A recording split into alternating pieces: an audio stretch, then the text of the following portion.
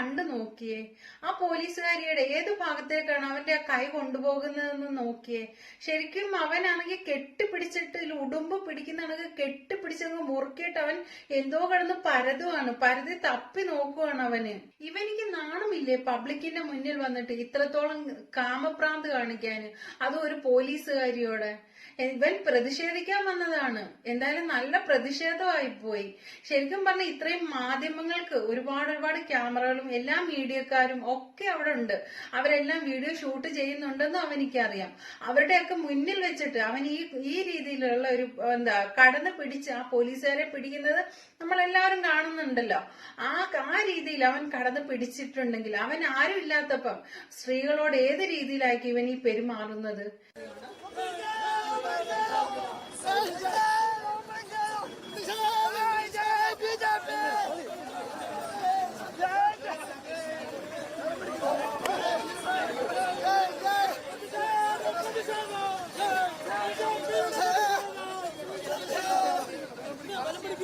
ഈ സംഭവം നടക്കുന്നത് പാലക്കാടാണ്. പാലക്കാട് KSRTC സ്റ്റാൻഡിലെ വിശ്രമ കേന്ദ്രത്തിന്റെ ഉദ്ഘാടനത്തിന് വേണ്ടിയിട്ട് ഗണേഷ് കുമാർ എത്തിയിരുന്നു. അദ്ദേഹത്തെ കരിങ്കൊടി കാണിക്കാനും അദ്ദേഹത്തെ തടഞ്ഞു നിർത്തി കരിങ്കൊടി കാണിക്കാനായിരുന്നു പ്രതിഷേധക്കാർ വന്നിരുന്നത്. അതിലൊരുത്തന്റെ കോപ്രായമാണ് ഇപ്പൊ നമ്മൾ കണ്ടുകൊണ്ടിരിക്കുന്നത്. ഇവൻ പ്രതിഷേധിക്കാൻ വന്നതാണോ അതോ പെണ്ണുങ്ങളെ പിടിക്കാൻ വന്നതാണോ എന്ന് പോലും അറിയില്ല. അവർക്ക് തന്നെ അറിയത്തില്ല അവൻ എന്തിനാ വന്നതെന്നുള്ളത്. എന്തായാലും ഒരു പോലീസുകാരി അവൻ ഈ രീതി ചെയ്തപ്പോ സാധാരണ സ്ത്രീകളെ ഇവൻ വെറുതെ വിടുവോ? ഇവൻ തീർച്ചയായിട്ടും ഒരു പെണ്ണിനെ വെറുതെ വിടത്തില്ല എന്ന് ഇവന്റെ ഒരു ക്യാരക്ടറിൽ നിന്ന് മനസ്സിലായി. അത് പബ്ലിക്കിന്റെ മുന്നിൽ, അത് ഒരു പോലീസുകാരി ഈ രീതി ചെയ്തപ്പോ അവൻ സാധാരണ ഒരു പെണ്ണിനെ ഒന്നും ഇവൻ വെറുതെ വിടത്തില്ല എന്നുള്ളത് ഉറപ്പുള്ള കാര്യമാണ്. എല്ലാരും പറയും ഇപ്പം ഇത്തരം ആൾ കൂടിയിരിക്കുമല്ലേ, തട്ടലിലും മുട്ടലിലും അങ്ങനെ എന്തെങ്കിലും സംഭവിച്ചതായിരിക്കും എന്നൊക്കെ പറയുമായിരിക്കാം. പക്ഷേ ഇവന്റെ ഈ ഒരു ചെയ്ത്ത് കണ്ടിട്ട് അത് അബദ്ധത്തിൽ പറ്റിയതാണെന്ന് ആർക്കെങ്കിലും തോന്നിയോ? അവൻ മനഃപൂർവ്വം അവനെ പിടിച്ചിരിക്കുന്നത് വേറൊരു പോലീസുകാരനാണ്. അവൻ മുന്നോട്ട് ആഞ്ഞു വന്നിട്ട് ആ പോലീസുകാരിയുടെ വയറ്റത്ത് കെട്ടി ഇങ്ങനെ പിടിച്ചിട്ട് അവിടെ ഇവിടെ എല്ലാം അങ്ങ് തപ്പുവാണ് അവൻ.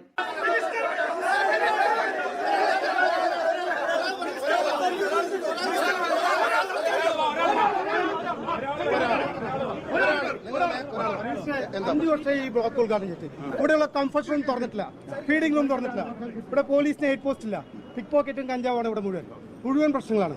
ഇപ്പോഴാണ് നിങ്ങൾ ഏസിലും കച്ചവടം നടക്കുന്നത്, അനധികൃത കച്ചവടം നടക്കണം. പാർക്കിംഗ് ടെൻഡർ ചെയ്തിട്ട് മുഴുവൻ അനധികൃത അതിനെങ്ങനെ നമ്മൾ കൊടുക്കാൻ പറ്റുക? ഈ ഒരു നമ്പർ ഇട്ട് കൊടുത്തിട്ടുണ്ട് മുനിസിപ്പാലിറ്റി. അവർക്ക് ഇല്ലല്ല, മുനിസിപ്പാലിറ്റി കൊടുത്തിട്ടില്ല, അവർ കോടതിയിൽ ചെയ്തിരിക്കണം. മുനിസിപ്പാലിറ്റി സ്റ്റോപ്പ് മെമ്മോ മാത്രമേ കൊടുത്തിട്ടുള്ളൂ.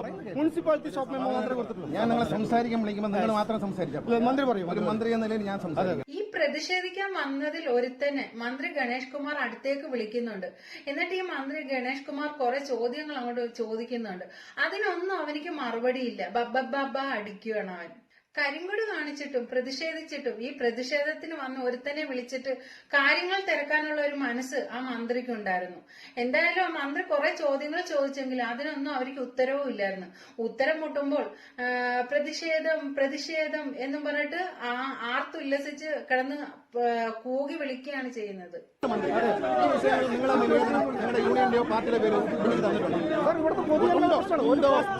ഇതിനുശേഷമാണ് അതിലൊരുത്തൻ വന്ന് പോലീസുകാരിയോട് പരാക്രമം കാണിച്ചത്.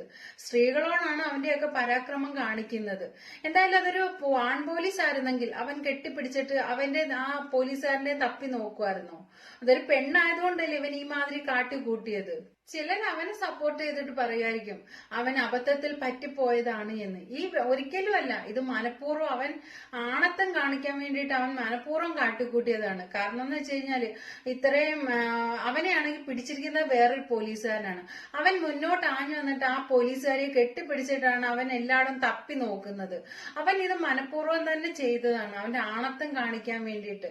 പക്ഷെ അവന്റെ ആണത്തം കാണിപ്പോ അത് അവന് തന്നെ അങ്ങ് വിനയായി. എന്തായാലും ഈ ഒരു വീഡിയോ വൈറലായി. അവനാണെങ്കിൽ നാണം കെട്ട് അവനുള്ള പണി പിന്നാലെ വരികയും ചെയ്യുന്നുണ്ട്. ഇനി ഇതിൽ കൂടുതലുള്ള ഒരു പണി അവനിക്ക് കിട്ടാനില്ല. അവൻ 8ന്റെ പണി തന്നെ കിട്ടിയിരിക്കുകയാണ്. അവൻ സ്വപ്നത്തിൽ പോലും കരുതിയില്ല അവനിക്ക് ഇങ്ങനെ ഒരു പണി കിട്ടുമെന്നുള്ളത്.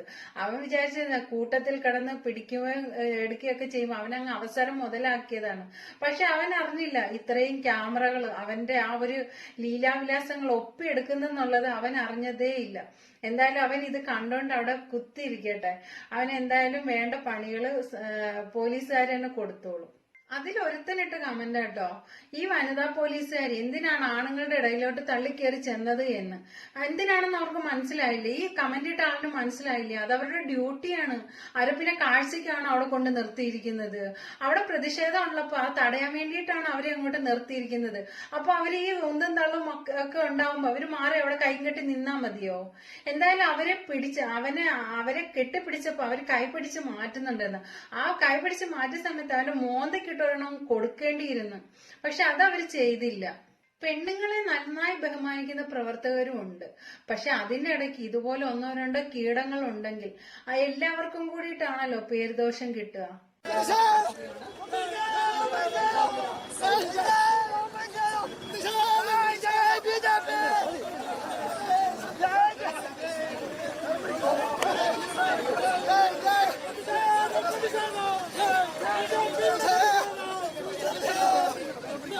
നാടിനും വീടിനും പ്രയോജനമില്ലാത്ത ഇവന്മാരെ പോലെയുള്ളവന്മാര് കൊടിയും തൂക്കിയിട്ടങ്ങ് ഇറങ്ങും. പേര പാർട്ടി പ്രവർത്തനം.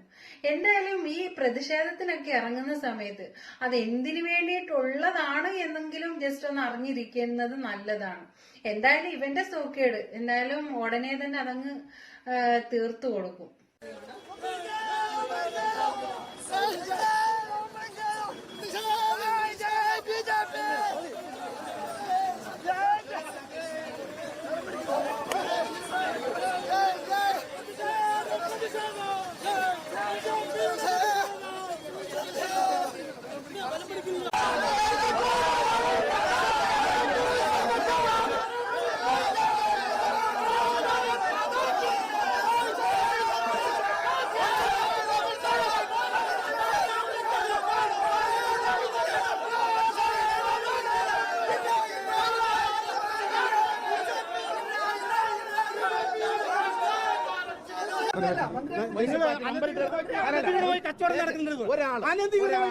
അനധികൃത കച്ചവടം നടക്കണം. പാർക്കിങ്ങിന് ടെൻഡർ ചെയ്തിട്ട് മുഴുവൻ അനധികൃത അതിനെങ്ങനെ നമ്മൾ കൊടുക്കാൻ പറ്റുക? ഈ ഒരു നമ്പർ ഇട്ട് കൊടുത്തിട്ടുണ്ട് മുനിസിപ്പാലിറ്റി അവർക്ക്.